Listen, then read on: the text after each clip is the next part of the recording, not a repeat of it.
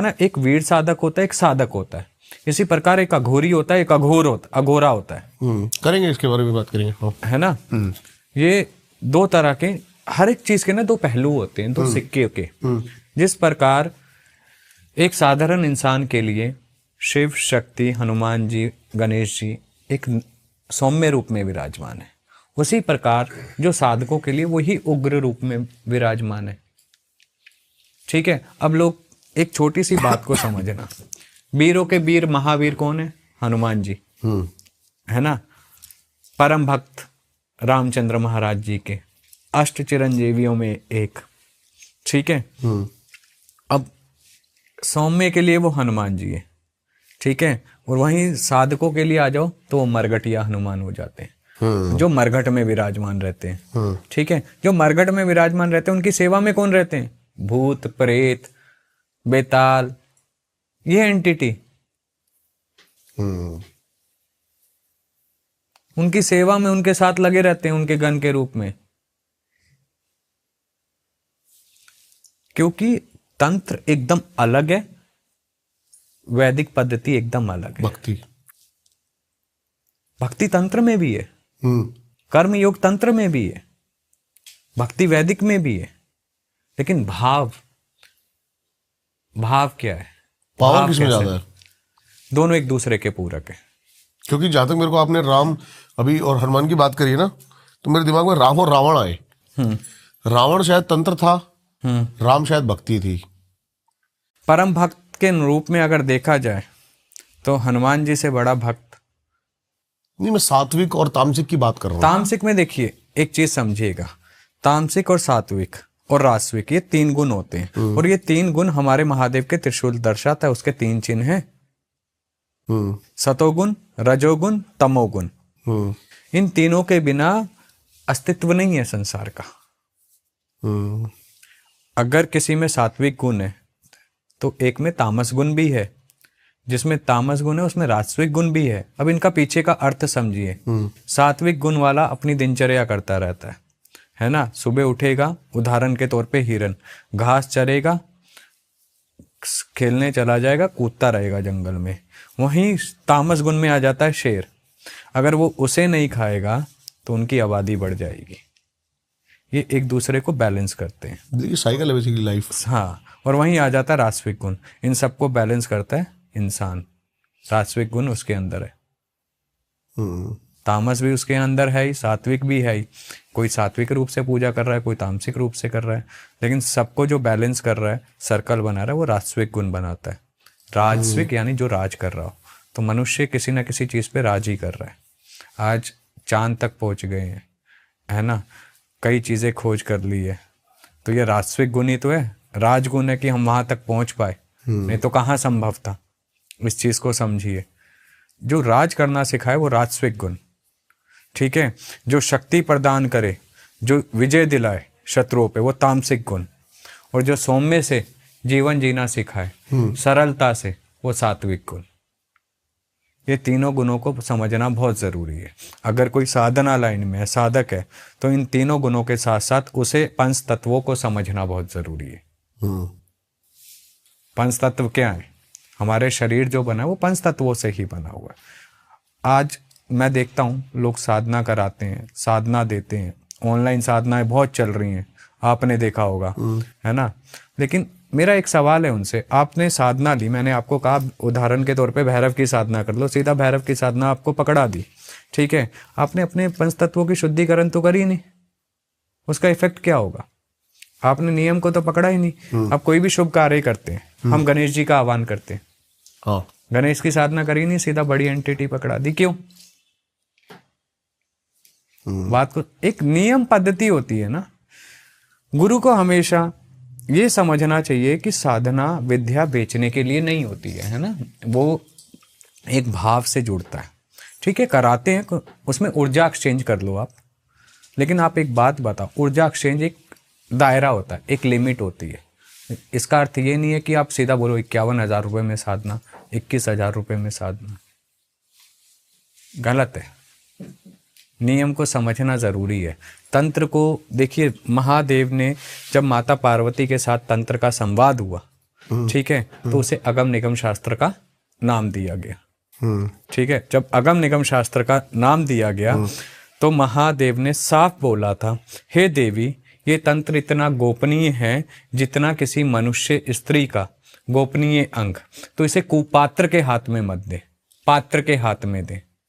ठीक है, आज क्या हो रहा है, तंत्र को तो ऐसे बांट दिया गया है जैसे समझो भंडारा चल रहा हो कहीं पर किसी चीज का। नियम कहाँ रह गए? जो सदाशिव ने नियम बनाए थे, कितने नियम टूट गए। आप कहाँ तंत्र को ले जा रहे हो? आप कहाँ ज्ञान को ले जा रहे हो? क्या ये मोक्ष का मार्ग है जो हमारे शास्त्रों में, तंत्र शास्त्रों में बताया गया है कि शिव शक्ति तक पहुंचने का मोक्ष का मार्ग साधनाएं हैं, क्या ये वो मार्ग है? आज कुछ पैसों के लिए तंत्र क्रियाएं चल जाती हैं, घर में कलेश हो जाते हैं, सम्मोहन हो जाते हैं, वशीकरण हो जाते हैं, क्या ये तंत्र का मार्ग है? ये महादेव को भी ज्ञात है कि कुछ चीजें गलत होने वाली हैं, आने वाले समय में कलयुग लगेगा, तो उन्होंने कई चीजों को कीलित कर दिया। क्यों कर दिया? क्या वो सही है? वही मेरा सवाल है। नहीं, वो काम कर रहे हैं ऑनलाइन। ऑनलाइन वो जैसे कईयों का मैंने देखा हुआ है, मेरे को याद भी नहीं अब तो, कि दुर्गा सप्तशती अनकीलित करें इस तरीके से। वो तरीके सही है, बिल्कुल एग्जैक्ट। कैसे कह सकते हो सही है? ऑनलाइन अगर डल गया कहाँ से सही है? गुरु परंपरा की मर्यादा कहाँ रह गई? मैं वो नहीं है। कार्य जो करना है उस मंत्र के द्वारा, वो जब आप करने लगोगे, जब उसका इफेक्ट मिलेगा ना, तब आपको पता चलेगा वो सही है या गलत है। हमारे बोलने से थोड़ी आप यकीन करेंगे। जब तक एक्सपीरियंस नहीं किया तो आपको पता कैसे चलेगा कि वो सही है या गलत है? मैं कह दूं गलत है, आप कहोगे अरे झूठ बोल रहा है, मैं कह दूं सही है, अरे क्या पता ये झूठ बोल रहा है सच बोल रहा है, हमें क्या पता। आप करके देखो ना, या तो इस पार या उस पार। गलत होता है तो फिर आप कोई ना कोई ढूंढोगे, बाबा जी ठीक कर दो, यहाँ चले जाए वहां चले जाए। सही हो गया तो वो तुम्हारी किस्मत। किसी की चीज को कोई अगर कुछ बता रहा है तो वो उसकी कर्म है, उसकी नीति है। वो अपने नाम के लिए बता रहा है, वो सही में कुछ बता रहा है, वो जाने। लेकिन अगर गुरु परंपरा से देखे तो मेरे नजर से मैं उसको नहीं मानता। आपने जैसे बताया मेरे को कि आजकल साधक 21,000 51,000, हम बात कर रहे थे अभी 1.5 फुटिया, आजकल तो ट्रेंड में चल रहा है। और अब कईयों का कहना है कि ये एंटिटी जो है वो एग्जिस्ट ही नहीं करती है, ये सिर्फ एक ऐसी 1.5 फुटिया 4 फुटिया, अभी तो पता नहीं कितने फुटिया और आएंगे, बना दी गई है ऐसी। है क्या ये एंटिटी? एक्चुअल ओरिजिन क्या है भी या नहीं? देखिए, अगर तंत्र के हिसाब से जाएं, वाम मार्ग में जाएं या दक्षिण मार्ग में कुछ लोग ज्ञान रखते हैं, शाक्त मार्ग वाले इसका ज्ञान रखते हैं। 1.5 फुटिया एक्चुअली पाताल की एंटिटी है। होती है? बिल्कुल होती है। ओके, ठीक है। और ये 2 स्वरूपों में होती है। ठीक है, एक हड्डी रूप में होती है और दूसरी एकदम 1.5 फीट की होती है, एकदम छोटी होती है। 5 करोड़ में बिकती है ये? देखिए, बेचने वाले तो मिट्टी भी बेच देते, छोटी सी बात है। लेकिन ये चीजें साधक के लिए बेचने के लिए नहीं होती, ये आशीर्वाद होता है, पाताल की देव की होती है ये। और ये सिर्फ साल में सावन के टाइम पे आपको पृथ्वी पर मिलती है। आपने बताया तराई मार्ग में, तराई बेल्ट में। कारण क्या है इसका? ये जंगल है, वो पूरा जंगल होता है, टाइगर टेरिटरीज है सारी। हाँ, जंगल होता है। और ये एकदम, और ये शिव मंत्रों से ही रुकती है। कुछ स्पेशल मंत्र होते हैं, शिव मंत्रों से ही रोका जाता है, नहीं तो इसे रोकना असंभव है। ये पाताल के निवासी होते हैं। और सबसे बड़ी बात ये जो 2 फॉर्म बताई, एक तो त्रिनेत्र में भी होगी, जटा भी होगी इसकी। अच्छा, ठीक है, होती छोटी सी है। हाँ, और एक हड्डी के रूप में भी होती है। ठीक है, और ये 2 तरह से सक्षम होती है अपनी ताकत में, एक नेशनल लेवल में और एक इंटरनेशनल लेवल में। बताना इसके बारे में थोड़ा सा। नेशनल लेवल में मतलब आपने कोई हिंदुस्तान में कोई इसे काम करने को बोला तो ये पूरे हिंदुस्तान में कहीं पर भी जाके कुछ भी काम कर सकती है। आपने इसे इंटरनेशनल लेवल पे बोला तो ये इंटरनेशनल लेवल पे जाके कहीं पर भी कुछ भी काम कर सकती है। इसकी ये ताकत होती है। एक सवाल है मेरे दिमाग में, जैसे कि प्रेत है, प्रेत यहां पर है और मैं यहां से निकला, वो मुझे इफेक्ट कर देगा या उसको स्पेशल ऑर्डर दिए जाते हैं? ऐसी 1.5 फुटिया को, ये जैसे आप बता रहे हो तराई बेल्ट में दिखता है, ये वैसे भी इंसानों को हार्म पहुंचा सकता है या स्पेशल इसको ऑथराइज किया जाता है? ऑथराइज किया जाता है वैसे इसे कुछ स्पेशल केसेस के लिए। वैसे ये दूर रहते हैं। देखो, दूसरी एंटिटी हमेशा तब तक एंटर नहीं करेगी आपके पास हमारे लोक में जब तक हम उसके लोक में एंटर ना करें, हम उसे उसकी जगह पे जाके डिस्टर्ब ना करें। उदाहरण के तौर पे आप जंगल में घुस जाते हो, ठीक है, जंगल किसका है? जानवरों का है, ठीक है, और रात को आप वहाँ पे उड़दंग कर रहे हो, तो वहाँ रात के तो शिकारी शेर पे निकले, शिकार पे निकले, तो वो क्या करेंगे? सेम वही हाल है। अपने यूनिवर्स के कुछ नियम हैं, कुछ रूल्स हैं, उन रूल्स को अगर इंसान ना ब्रेक करे तो ज़्यादा अच्छा है। अगर वो ब्रेक करेगा तो कहीं ना कहीं हानि मिलती है। तो 1.5 फुटिया को स्पेशली जो कार्य दिया जाता है वो करता है। किसके थ्रू दिया जाता है? तांत्रिक इसको सिद्ध करते हैं या फिर कोई और नहीं। पावरफुल चीजें हैं? नहीं, इसे जो साधक लोग होते हैं, हाँ। ठीक है, साधक किसी भी पंथ का हो सकता है, किसी भी क्रिया का, किसी भी मार्ग का हो सकता है, वो इसे जागृत, इसे रोकते हैं, मनाते हैं, वचनों में बांधते हैं, फिर इससे प्रोसेस क्या है काम इसका? लेते हैं। कितने साल लग जाते हैं इसको सिद्ध करने में? क्या इसे सिद्ध कभी नहीं किया जाता है, मैंने वही समझाया। ये पताल का देव, पताल में रहता है, पताल का गण है। ये सिर्फ सावन के टाइम पे बाहर दिखता है, ठीक है, ये सावन के टाइम पे बाहर दिखता है, और ये शिव मंत्रों से रोका जाता है। रोका जाता है? हाँ, कि वापसी पताल में एंट्री ना करे। अच्छा। हाँ, फिर इसे बात की जाती है, मनाया जाता है, इसे भोग वचनों पे लिया जाता है, ठीक है। क्या वचन होते हैं वो वचन होते कि आप हमारे लिए काम करोगे, सही, जो अच्छा साधक है वो कहेगा सही काम कराऊंगा, गलत में नहीं चलाऊंगा, है ना। वचनों पे इसे मना के रोका जाता है, इसे भोग पे मनाया जाता है, फिर वो अपने तरीके से काम होता है। इसी तरह की एक एंटिटी होती है लिलीपुट। लिलीपुट? हाँ, ये नया कुछ आया। क्या है क्या ये भी तराई बेल्ट पहाड़ों में, साउथ में काफी इसकी मान्यता है। 1.5 फुट ऐसी होती है? उससे भी छोटा होता है ये। अच्छा। हाँ, ये जोड़े में रहता है। ये भी पताल से आता है? नहीं, ये जंगलों का ही होता है, लेकिन दूसरी एंटिटी होती है, दूसरे जीव होता है ये, है ना। ये जोड़े में रहता है, जोड़े में चलता है, इसे लिलीपुट के नाम से जानते हैं। इसे अमावस की रात को जगाया जाता है। हाँ, इसका मंत्रों से आह्वान होता है, चीजें होती हैं, इसको बुलाया जाता है। वो बताओ इंटरेस्टिंग सा प्रोसेस, क्या होता क्या है वहां पर? जैसे कोई तांत्रिक बैठा है, जैसे हम मूवीज में देखते हैं कि यहाँ पर खोपड़ी रखी हुई है, ये एक्चुअली यही सब होता है? ऐसे कुछ होता है? देखो, हर एक क्रिया में ना, ये नहीं है कि हर क्रिया में मुंड को रखा जाए, ये जरूरी नहीं है। कई क्रियाओं में यंत्र भी बनाए जाते हैं, दिशा का भी बंधन किया जाता है, ठीक है। वो मुंड किस लिए रखा गया है, कौन सी साधना के लिए रखा गया है, ये निर्भर करता है साधक पे, ठीक है। वो किस तरह मना के बैठा हुआ है, उसे किस रूप में मना के बैठा हुआ है। कई मुंड पे देवी को स्थान देते हैं, कई प्रेत को बिठा देते हैं, ठीक है, कई शिव को स्थान दे देते हैं। तो ये निर्भर करता है कि साधक ने किसको उस पे किसका स्थान दे रखा है। ये हर एक को नहीं पता है कि हमें किसको। उदाहरण के तौर पे मैं महादेव को मानता हूँ, नरसिंह देव को मानता हूँ, है ना। मैं अब इनमें से कौन सा रूप बिठाना चाहूँ, वो मेरी इच्छा है। अघोर नरसिंह, अघोर है एकदम, है ना। नरसिंह के भी 9 मुख्य रूप हो। तो तंत्र में हर एक चीज बदल जाती है, उनका वो बदल जाता है। लिलीपुट के बारे में बताओ, और क्या कैसे काम करता है? लिलीपुट, देखिए, लिलीपुट जोड़े में चलता है, पहली बात तो ये समझिए, जोड़ा होता है वो, ठीक है। और लिलीपुट जो होता है वो मोस्टली संभोग में लीन रहता है, अपने जोड़े के साथ ही किसी और के अपने साथ? जोड़े के साथ। जब उसे काम कराना होता है तो उसे वहां से अलग किया जाता है कि काम कर, तब वो काम करता है। क्या क्या काम कराए जाते हैं इससे? उसी तरीके के कुछ भी काम कराया जा सकता है, काम जो उसकी क्षमता और उसके दायरे में आता होगा, ठीक है ना। कुछ जो भी काम जो उसकी क्षमता और दायरे में हम देते हैं, वशीकरण वगैरह हो गया, घर में कलेश करवाना हो गया, ये सब चीजें वो बहुत आसानी से कर देता है। 1.5 फुटिया किस किस काम के लिए स्पेशली रखा जाता है इसको? ऐसे मोस्टली चीज़ों को इधर से उधर करने में रखा जाता है, लोग मोस्टली इसलिए रखते हैं इसको, ठीक है। या कुछ बड़ा काम कोई लेना हो कभी, तब रखा जाता है ये। इसमें 1.5 फुटिये में यहाँ तक कि एक पूरा राजवंश को भी सम्मोहन करने की ताकत रखता है। मतलब आप एक सभा लगा दो, वो पूरे को, सभा को ही सम्मोहित करने की ताकत रखता है, वो इतनी बड़ी एंटिटी है, ठीक है। साधक लोग, देखिए मैं तो एक ही बात कहूँगा, साधक जो लोग होते हैं, समझदार साधक है ना, तो वो इसे कभी बताएगा मेरे पास है, या कभी जिक्र करेगा, वो चुपचाप उसकी सेवा करेगा, काम लेगा। जय श्री राम। अब जो आपने सुना इतने में बिक गया, उतने में बिक गया, बेचने वाले तो आजकल मिट्टी भी बेच रहे हैं, क्या कर सकते हैं। जो चीज़ पूजनी है, देखिए वो दूसरे लोग की है, ठीक है, दूसरे लोग की, वो ऊपर आई है, वो शिव के भक्तों में माने जाते हैं। ये 1.5 फुटिया? हाँ, पाताल में रहते हैं, शिव भक्त के रूप में जाने जाते हैं। ये तभी शिव मंत्रों से रुकते, नहीं तो ये रुकते नहीं है। इन्हें रोकने का सिर्फ एक ही मार्ग है, वो है शिव। यक्षिणियों तक पहुंचने का भी एक ही मार्ग है, वो है शिव। ये साधक पे बैकफायर करती है कभी कि ये साधक कोई मार दे?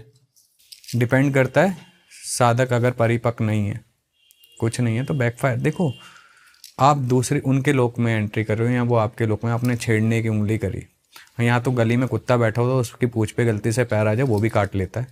ये तो फिर भी दूसरे लोग की है ना। तो ये चीज़ें समझनी बहुत ज़रूरी है। नियम दायरे क्या होते हैं, ये चीज़ें बहुत ज़रूरी होती है इंसान को समझ। आजकल मैं देख रहा हूँ ट्रेंड चल गया है, वो तंत्र कर रहा है तो मैं भी तंत्र में जाऊँगा, है ना। मेरे को भी साधना करनी है, मेरे को भी ये करना है, मेरे को भी वो करना। तंत्र ये 1-2 दिन का खेल थोड़ी है। ये कई मेरा पूर्व जन्म की कुछ साधनाएं अधूरी थी तो मेरे को इस जन्म में धक्का मार के पहुंचा दिया गया ना। आज लोग 2 साधना करते हैं, फिर 6 महीने गायब हो जाएंगे, 1 साल गायब आ जाएंगे, फिर आएंगे, साधना करनी है। वो साधक कैसा, जो अपने आप को काबू में ना रख सका, अपने आसन को ना संभाल पाया, वो साधक कैसा? समझ रहे हो? ये तो पूर्व जन्म की प्यास होती है, अंदर भरी रहती है कि हमें साधना करनी है, हमें आगे बढ़ना है। हमने 15 साल दिए हैं इस मार्ग में। 15 साल में हमने जो गुरु ने आदेश किया वो किया। आजकल सबको चाहिए हैरी पॉटर जैसे गुरुजी, छड़ी घुमाए तो काम हो जाए, चमत्कार हो जाए। गुरुजी आपके पास पैरानॉर्मल केसेस आते हैं, कुछ बताओ कैसे पैरानॉर्मल केसेस लाते हैं, और ऐसा केस जरूर बताना जो आपको बड़ा डिफिकल्ट लगा और लगाओ कि आपके ऊपर ही भारी पड़ गया। नहीं, भगवती की कृपा से हम पे भारी तो नहीं पड़ा, लेकिन अभी रिसेंटली हमने एक अलवर में केस किया था, ठीक है ना। जो केस किया था, किसी के शरीर पे अघोर का अंश आता था। अघोर जो तांत्रिक होते हैं, जो क्रियाओं में लिप्त होते हैं, है ना, वो अघोरी किसी के शरीर पे आता था। अच्छा। और सबसे बड़ी बात ये देखो, वो जब आता था, आप मंत्र पढ़ो, वो साथ में मंत्र पढ़ेगा। आप हनुमान चालीसा पढ़ो, वो साथ में हनुमान चालीसा पढ़ेगा। उन्होंने आसपास कई गांव में कई भगत को कई जगह दिखाया, यहाँ तक कि उन्होंने यहाँ तक भी बताया हमें कि किसी पे एक एंटिटी अच्छी आती थी, मैं नाम नहीं लेना चाहूँगा, उसे तक को उसने मारा। अघोर की जो आत्मा थी? हाँ, उसने मारा। मतलब अघोर का प्रेत कह सकते हैं। हाँ, वो अगर किसी को दिखाने गया, कि जैसे किसी पे कोई एंटिटी आती है, दिखाने गया, तो उसने उसकी रेल बना दी। गालियां देता था क्या, कि तेरे से जो उखड़ता उखाड़ ले। ठीक है। तो ऐसा वो कह रहा है कि मैं अपनी कॉपी भर दूंगा, इतनी जगह दिखा लिया था। कॉपी भर दूंगा, इतनी जगह दिखा लिया था। किसी आदमी पे आता था? हाँ। उसकी ताकत में भी कुछ अलग हो जाती, आवाज भी अलग हो जाती है। और वो बात ऐसे नहीं करेगा जैसे हम कर रहे हैं, गालियां तो ऐसे देगा जैसे फूल बरसा रहा हो। ठीक है। तो हम बैठे जब सामने, तो मैंने कहा अपनी पहचान बता। अब जिसने चलाया था उसे, एक्चुअली वो तंत्र क्रिया से चला हुआ था, ठीक है। जिसने चलाया था उसने वचनों में ऐसा ले रखा था कि वो मुंह ना खोले। कह रहा मैं कुछ नहीं बताऊंगा, मैं देवी के साथ वचन में हूं।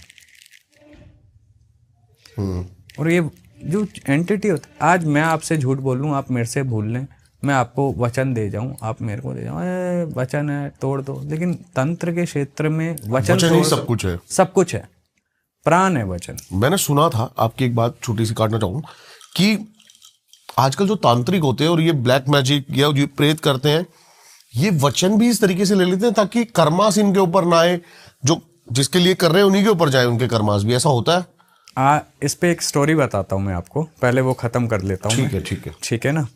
तो जब हम सामने बैठे, भैया हमने कहा देख भाई हमें पहचानता है तो बोला हाँ जानता हूँ। मैंने कहा कहाँ विराजमान हूँ मैं, तुम मेरे लिए आदरणीय हो और मैं आपको प्रणाम करता हूँ, क्योंकि आपने तो अपनी साधनाओं में कितना समय दे दिया, आपको तो वचन दे के चलाया गया है, इसमें आपकी गलती थोड़ी है। आपको, वो तो खुद कहता था मेरे को तो मेरे गुरु ने वचन पे चलाया हुआ है। ठीक है। मैंने कहा आप तो वचन पे चले हो, आप जब खुद से नहीं आए हो। मैंने कहा उसके लिए आप क्या पीड़ा सह रहे हो, क्या कर रहे हो, वो अब मैं अनुभूत कर सकता हूँ। हमने इस तरह से वार्तालाप शुरू करी तो वो थोड़ा डाउन हुआ, नहीं तो वो डाउन किसी के आगे नहीं होता। और भगवती की, महादेव की, नरसिंह देव की इतनी कृपा है कि आज तक हमें किसी ने गाली नहीं बकी प्रेत ने सामने से। नहीं तो वो गाली जब बकते हैं ना तो रेल बना देते हैं, अबे तेरे को भी देख लूंगा, तेरे से जो उखड़ता उखाड़ लियो, ठीक है। तो जब हम बैठे, बात हुई, फिर हमारे उसने, हमने कहा तू जाएगा, कह रहा मैं नहीं जाऊंगा। मैंने कहा जाएगा तो तू, मैंने कहा या तो प्यार से जाएगा या दूसरे तरीके से जाएगा, जाना कैसे वो तेरी इच्छा है। कह रहा मैं मर जाऊंगा लेकिन मैं जाऊंगा नहीं। मैंने कहा मर के क्या करेगा, मैंने कहा किसी काम, समाज की सेवा में लग, जहाँ से आया वहाँ चला जा, तेरे को अगर जोत बत्ती चाहिए, तेरे को तेरा भोग चाहिए, वो मैं दिलवा दूंगा इसके हाथ से, तू जाने वाला बन। तो वो कह रहा मैं ऐसे नहीं जाऊंगा, मैं तेरे को रास्ता दूंगा, मेरे को कैसे निकाल सकता है। तो कह रहा पहले देवी के वचन तोड़वा। देवी के वचन तोड़वाए, उससे बुलवाया। अब ये जो क्या प्रोसेस था इसका, मतलब देवी के वचन तोड़वाना? देवी के वचन, देवी को हमने याद किया, सिमरा, है ना। देवी से फिर जो चर्चा हुई, देवी से चर्चा करने के बाद कि देवी अब वचन, फिर उसकी देवी से बात करवाई। देवी ने कुछ मेडिटेशन के थ्रू होता है ये या फिर प्रैक्टिकली होता है? एक मूवी भी चलती है कई बार। कैसे? जैसे आप थिएटर में बैठे हो, मूवी चल रही है, सब दिखता है, कहाँ से क्या शुरू हुआ, कहाँ खत्म हुआ। इसके लिए कौन सी साधना करनी पड़ती है? इसके लिए तो गुरु के अंडर बैठ के जो गुरु आदेश करे वो करो, ठीक है ना, जिसे कहते हैं थर्ड आई एक्टिवेशन। जब आपका थर्ड आई एक्टिवेशन हो जाता है, ठीक है, तो आप दूसरे लोक में बहुत जल्दी एंट्री कर जाते हो, कुछ सेकंडों में। उसे कहते हैं दिव्य दृष्टि। दिव्य दृष्टि जो त्राटक के माध्यम से भी संभव है, जो ध्यान के माध्यम से भी संभव है, जो मंत्रोच्चारण से भी संभव है, जो कुछ मुद्राओं के साथ भी संभव है। ये डिपेंड करता है गुरु पे कि आपको वो किस मार्ग से आगे बढ़ाता है। स्टोरी पे आते हैं। हाँ, तो फिर जब हमने लिया उसे, उसने रास्ता बताया। पहले का देख मेरे साथ कौन है, भैरव उसके साथ चलते थे, भैरव की शरण में था भगवान, ठीक है। देवी की शरण में वो था। आप उससे लड़ सकते हो जिसके पास कोई सपोर्ट नहीं है। जिसके पास सुप्रीम सपोर्ट है, आप उससे कहाँ लड़ोगे, है ना। तो हमारी बात हुई, उसने रास्ता दिया, प्रेम से दिया। 4.5 घंटे, 5.5 घंटे का हवन था। उस हवन में उसे उतार के हमने निकाला, और मसान जो चलाया था, मसान से भी वचन तोड़वाए। आज वही लड़का है, ठीक है, भगवती की कृपा। करने वाले हम नहीं है, ना हमारी औकात है। ये परम सत्य है, किसी की भी इतनी औकात नहीं है इस शरीर में। जो बड़े से बड़ा साधक हो, पूछो कि वो ठीक कर दे, वो सब उसकी लीला है। वो इस लायक बनाता है अपने बच्चों को। करने वाला, कराने वाला वही है, हम निमित्त मात्र हो जाते हैं बीच में। टारगेट क्या दिया गया था जो उनके ऊपर छोड़ा गया, उसको क्या करना क्या था? उनका कुछ नहीं, करने वाले बाहर के नहीं होते हैं, सिंपल सी बात अपने है, ही होते हैं, है ना, जान पहचान के होते हैं। कुछ पुरानी रंजिशें, मारण क्रिया थी ये? मारन तो नहीं कहेंगे, लेकिन प्रताड़ित क्रिया थी कि चाहकर भी ना हटे, बुरा होता रहे। और 10 साल से भोग रहा था। हो क्या रहा था उनके साथ? घर में नुकसान, गृह क्लेश, बुद्धि धीरे धीरे कम होना, घर में कलेश रहना, पैसे बंद, बीमारियों में पैसा जाना।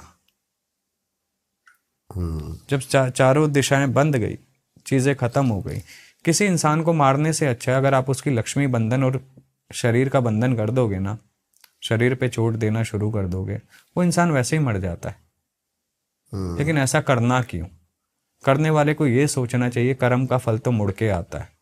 इसी पे बात कर रहे थे हम, क्या आप कुछ बता भी रहे थे।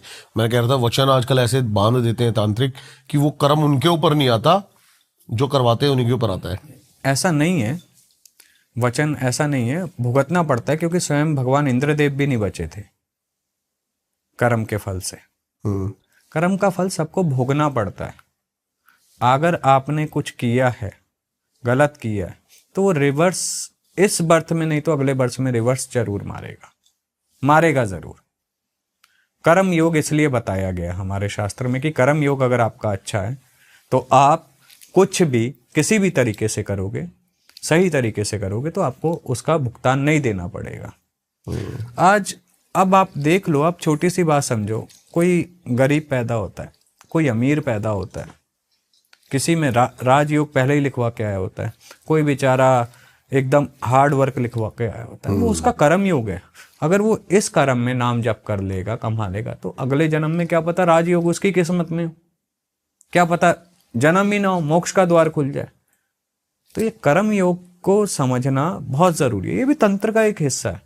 माला घुमा रहे हो, हवन कर रहे हो, कर्म योग के अंदर है ये।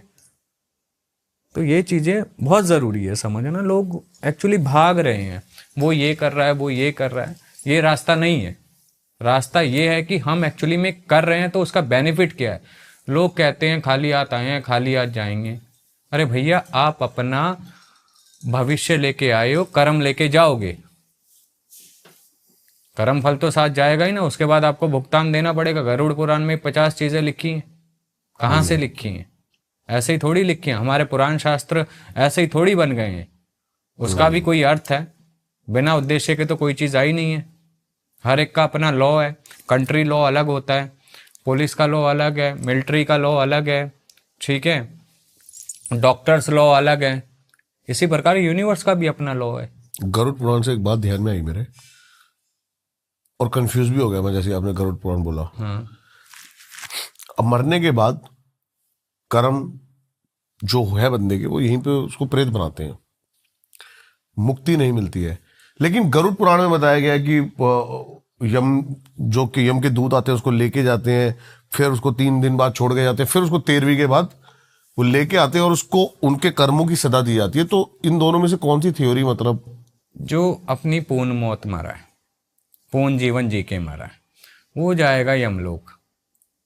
जो एक्सीडेंटल, अचानक, अकाल मृत्यु बन गया, जब तक उसकी मृत्यु पूरी नहीं होती है, उसकी वो घड़ी अवधि पूरी नहीं होती है, वो भटकेगा। और गलती से किसी तांत्रिक के हाथ में लग गया तो वो आगे का आगे चलता रहेगा, बढ़ता रहेगा वचनों में, फिर काम करेगा।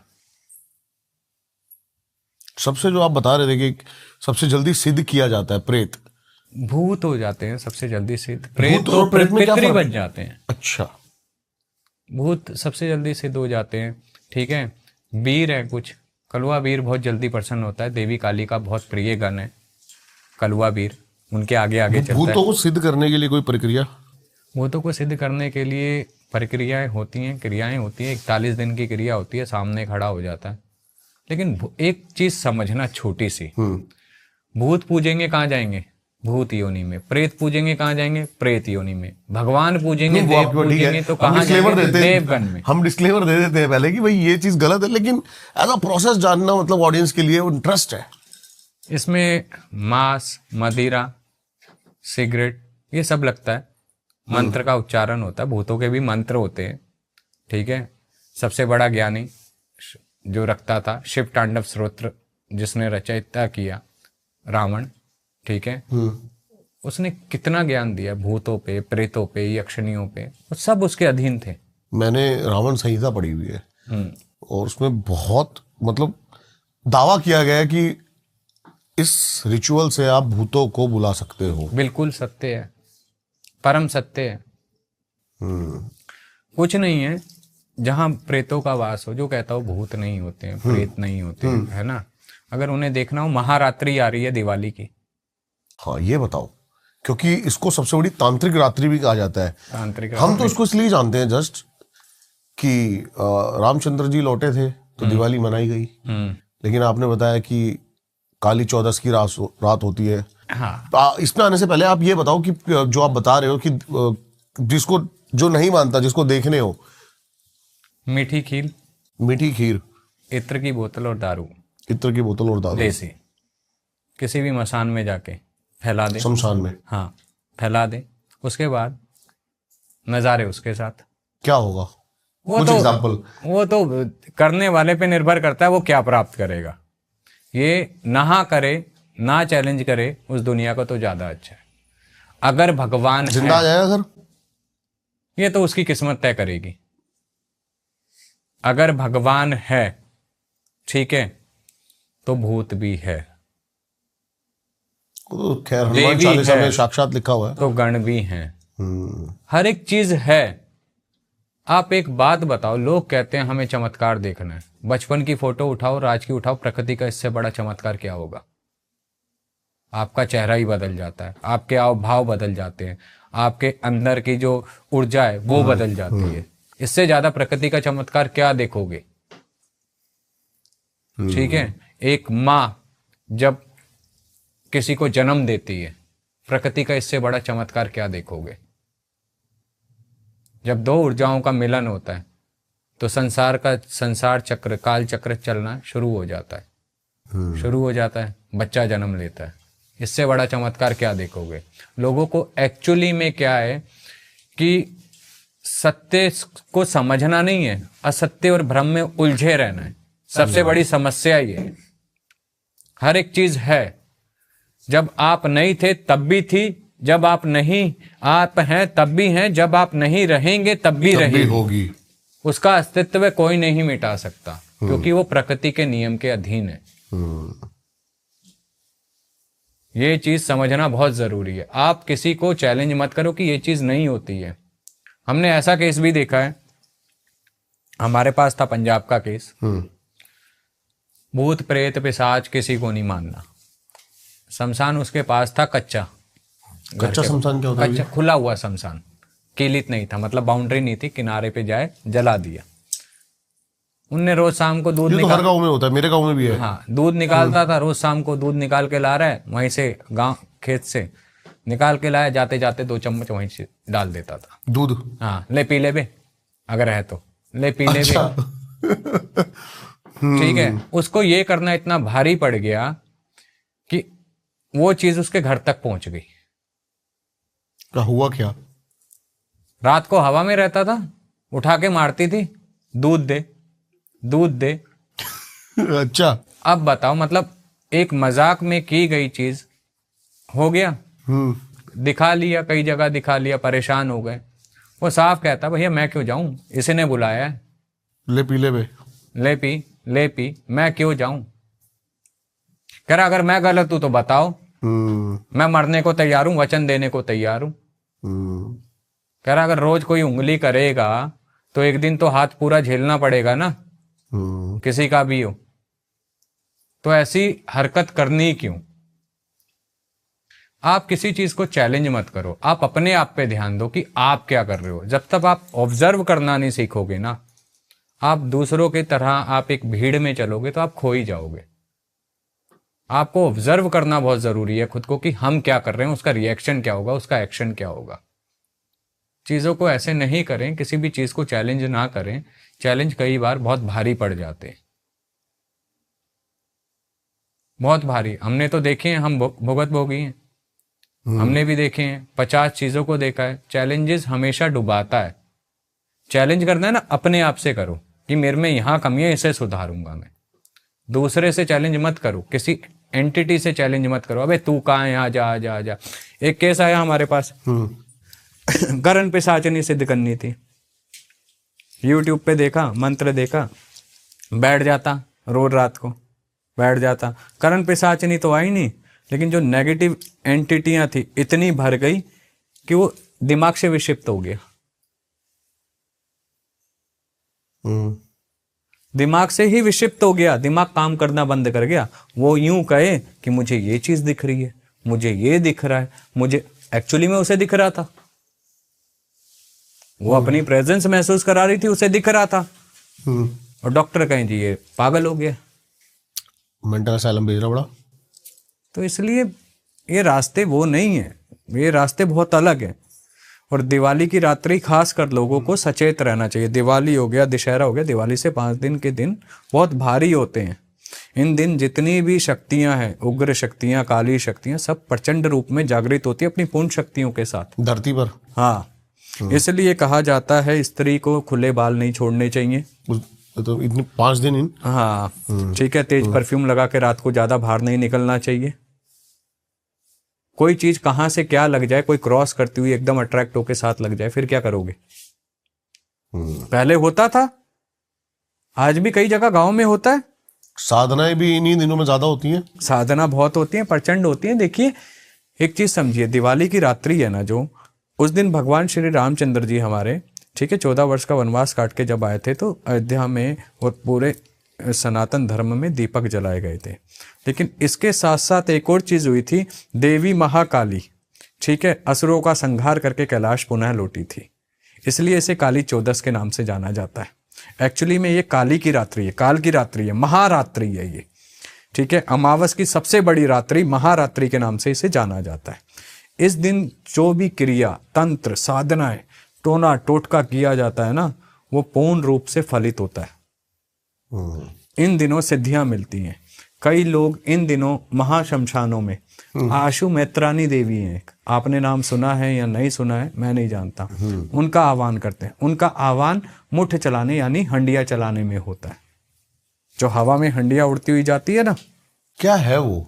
मारन क्रिया। बहुत बार मैंने देखा, अभी नहीं, छोटे थे हम, 14, 15, 16 साल के, तब देखा करते थे कि कुछ आग जा रही है उड़ के। कभी ट्रस्ट नहीं किया उन चीजों पे। वो हंडिया होती है, उसे देवी आशु मैत्रानी चलाती। वो मटका होता है क्या जो उड़ रहा होता है? मटका होता है, कच्चा मटका होता है, ठीक है, उसमें कई तरह के भोग रखे जाते हैं, अग्नि प्रज्वलित होती है, फिर देवी को आह्वान होता है, देवी उसे लेके उड़ता निकलती कैसे है। है वो? वो देवी लेके जाती है, आशु मैत्रानी। ओके। हाँ, वो देवी लेके चलती है, और वो जब चलती है और जिसके नाम से चलती है वो उसका आखिरी दिन होता है। ये परम सत्य है। होता क्या है बेसिकली उसके साथ, मतलब शरीर के कोई, उदाहरण के तौर पे आपके स्टूडियो का गेट बंद है, मेरे को कोई जान पहचान वाला ऐसा लगेगा आवाज मार रहा है, 3 आवाज मारती है वो मटकी नाम से, और मैंने जैसे दरवाजा खोला वो उसी समय फटेगी, सट, वो वहां फटेगी और यहां हम फटेंगे। वो है ताकत। अभी जस्ट मैंने सुना पहाड़ पे, अभी मैं मनाली गया था, ये 3 आवाजों वाली बात, कि यहाँ पर ऐसा होता है जब आप चलोगे ना, उनको ट्रेन किया जाता है जो पहाड़ के लोग जो बकरियां चराते हैं करते हैं, कि 3 आवाज, चौथी आवाज पे ही पीछे मुड़ना है। एक्चुअली में 3 आवाज तक कभी जवाब नहीं देना चाहिए। आप अगर सुनसान रोड में जा रहे हो, गांव में जा रहे हो, 3 आवाज तक कभी भी मुड़ के नहीं देखना चाहिए। पीछे से अगर आवाज पड़े कभी भी नहीं देखना चाहिए, ये परम सत्य है। गांव में आज भी 3 आवाज कोई मारेगा तो कोई पलट के नहीं देखेगा, चौथी आवाज पे देखेगा। अपनी तो आदत ऐसी है, पहले में देखते हैं हम तो, क्या कितना ही दिमाग में को समझा के भेजे, हाँ, भूल जाइए वहां जाते जाते। पहले के समय में ऐसी क्रियाएं, ऐसे छलावे, प्रेत हमेशा लग जाते थे। ये एक परम सत्य है, ठीक है ना। अब लोगों को सिर्फ उतना ही पता है कि जितना उन्होंने पढ़ा है, समझा या किसी ने बताया है। भैरव के 52 रूप बताए गए, लेकिन आपको पता है उसमें एक भैरव ऐसे भी हैं जो बाघ भैरव के नाम से जाने जाते हैं। क्या है, क्या बाघ भैरव? बाघ भैरव नेपाल के देव हैं, भैरव रूप है, बाघ का मुख है उनका, नरसिंह की तरह। हाँ, बाघ भैरव इसलिए कहा जाता है। और उनकी इतनी जय जयकार है, इतनी लीलाएं हैं वहां पे नेपाल में कि उसे स्पेसिफिक कोई जगह है नेपाल में? काठमांडू से आगे है थोड़ी सी। और जैसे मैंने आपको वो बताया था, एक और भैरव अभी बताए थे ना कुछ देर पहले, नेपाल में जहाँ बलि दी जाती है, पलपा भैरव। वो ऐसे भैरव हैं, वहाँ की मान्यता ये है उनकी भी कि जैसे जो वहाँ के पंडा हैं, ठीक है, तो अगर आप मुख्य पंडे हैं और मैं आपका शिष्य बनना चाहता हूँ उदाहरण के तौर पे, तो मेरी आंख पे पट्टी बांध के 21 दिन तक नीचे गर्भजून में आरती के लिए ले जाया जाएगा और वहां मदिरा की बोतल रखी जाएगी बंद। अगर वो स्वयं खाली हो गई तो मैं उस आरती को करने के लायक हूं, अगर वो खाली नहीं हुई, ठीक है, तो मेरे को अनुमति नहीं है देव की। और खुली आंखों से सिर्फ मुख्य पुजारी देख सकता है। और मान्यता ये भी है जो आज तक उस गर्भ में गया है, ठीक है, पुजारी के अलावा चाहे उनका शिष्य क्यों ना हो, जिसे अनुमति नहीं है, वो जीवित नहीं आया। ये हैं वो शक्ति, पलपा भैरव, बाघ भैरव, वो जो संहार करने में पीछे नहीं हटते हैं, ठीक है। छितांग माँ हम लोग यहाँ छिन्नमस्तिका के नाम से जानते हैं, लेकिन वहाँ जागृत रूप में नेपाल में छितांग के रूप में पूजी जाती हैं। नेपाल में तंत्र कितना सक्रिय है, भारत से ज्यादा? बहुत तेज, इतना तेज कि साधक की सोच खत्म हो जाएगी और वो इतनी जल्दी काम करेगा। वहाँ एक्चुअली में सनातन संवत आज भी वही चलता है जो कैलेंडर है हिंदू नेपाल में। और जो उनका भाव है, उनका पूजा करने का तरीका है, जो भक्ति है, सुबह और शाम की जोत वहाँ मैंने हर आपके घर मुझे- में। आपके मुझे नेपाल सुना है, बहुत सारे तांत्रिकों के साथ पॉडकास्ट किया, वो सबसे ज्यादा भूटान बताते हैं। भूटान से तीव्र नेपाल है, वहाँ स्वयं पशुपतिनाथ विराजमान है।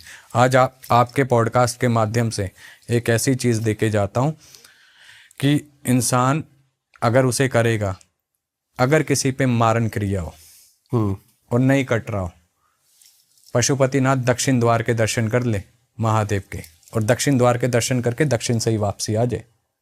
उनके दर्शन किए और वहीं से वापसी आ जाए, मारन कट जाएगा। ये वो शक्ति है। वहाँ के भैरव है, वहाँ के भैरव इतने विकराल हैं। आप जहाँ पे रहते हो नेपाल में, और आपने बताया कि थोड़ी सी दूर शमशान, पशुपतिनाथ शमशान, महाशमशानों में एक, ठीक है। वहाँ की आरती देखिए शंभूनाथ की, क्या आनंद आ जाएगा। लोग तो शमशान में जाने से डरते हैं, वहाँ शमशान में ही महादेव को पूजा जाता है। जब वो आरती होती है ना, शमशान के अंदर पैर रखने की जगह नहीं होती है, और जो आनंदित आरती होती है, उस आरती का बखान मैं शब्दों में नहीं कर सकता। वहाँ के लोगों में जो समर्पण भाव है पूजा के प्रति, सनातन के प्रति, वो बहुत अलग है। हर घर में 2 समय की जोत जलती है। वहाँ की भूमि इतनी जागृत है, इतनी जागृत है। आप अगर रात को 1 बजे सो रहे हो ना, सुबह 6 बजे आपकी ऑटोमेटिकली नींद खुल जाएगी, और फ्रेश। ये नहीं सर भारी है, शरीर टूट रहा है। इसका कारण क्या है? क्योंकि हमारे साथ ये हुआ है। हम एक जगह गए थे पहाड़ों में, तो पूरे दिन हम जगह रहते थे, 2-3 घंटे 4 घंटे की नींद, ऐसा होता था कि पता नहीं कितने हम फ्रेश है। वहां की ऊर्जा में ना शक्ति वास करती है। गुरु गोरखनाथ जी की तपोभूमि, मृगस्थली, उनके हाथ का वहां चेतन धुना, वो वहां की जो ऊर्जा है ना, वो बहुत निराली है। क्योंकि हिमालय क्षेत्र है, वो हिमालय के अंतर्गत आ जाता है नेपाल, ऊंचाई पे है, तो देवभूमि हो गई एक तरह से। आप जितनी देवभूमि, हमारे उत्तराखंड की देवभूमि देखो, हिमाचल की देवभूमि देखो, वहाँ कितने पीसफुली और कितनी जल्दी चीजें जागृत होती हैं। देवों की, ऋषि मुनियों की तपोभूमि रही है वो। वहां पे उनकी एनर्जी है। और जहाँ परम तत्व बैठे हों, सिद्ध योगेश्वर गुरु महाराज तप करते हों, बड़े ऋषि मुनि तप करते हों, उनके चरणों में कोटि कोटि नमन। वो भूमि कैसी होंगी। हम लोग अपने सनातन से खुद ही दूर हो गए, हम समझ नहीं पाए, है ना। आपका कुछ देखिए, किसी भी, मैं आज एक ऐसा उपाय देता हूं, किसी को ना परेशान होने की जीवन में जरूरत नहीं पड़ेगी अगर 6 महीने कंटिन्यू नॉन स्टॉप सही से कर लिया। बताइए। एक अपने कुल को, एक अपने पितृ को गृहस्थी के लिए, और एक अपने ईस्ट को, इन 3 को अगर आपने पूज लिया ना घर में सुबह शाम, आपके घर से सारी नेगेटिविटी एनर्जी, कुल, पितृ, आराध्य, ईस्ट, आराध्य, कुल, थोड़ा सा समझा दो आप। कुल देवी देवता चाहता हूं मैं ऑडियंस के लिए। हाँ, कुल देवी देवता वो होते हैं जो उनकी पीढ़ियों से पूजे आ रहे हैं, ठीक जो है, उनके वंशज, समझ गया, जिनके वंशज हैं। पितृ उनके जो बुजुर्ग। हाँ, बुजुर्ग। ईस्ट जिनके प्रति, कैसे पता लगेगा ईस्ट का? ईस्ट का पता ऐसे लगता है जिसके प्रति हृदय में सबसे ज्यादा भाव हो। मेरे तो बदलते रहते हैं। ठीक है, आपके बदलते रहते हैं, लेकिन जब आप अच्छे से एकाग्र होके, चित्त को शांत करके, क्योंकि चित्त हमारा चंचल है, चित्त चंचल है, जिस दिन इसे शांत करके जिसकी तरफ सबसे ज्यादा झुकाव होगा, ठीक है, वो आपके इष्ट है। जैसे मेरे इष्ट अर्धनारेश्वर, शिव शक्ति, मेरा झुकाव उनकी तरफ है, ठीक है। मेरे वो तो हर एक का अपना, कोई काली को बहुत पूछता है, माँ के अलावा कुछ दिखता ही नहीं, वो उसके इष्ट है। कोई भगवान श्री रामचंद्र को बहुत पूछता है, उनके अलावा कुछ दिखता ही नहीं है उन्हें। इन तीनों को अगर हमने मना लिया, इनकी नियमित जोत बत्ती लगा ली आपने, ठीक है,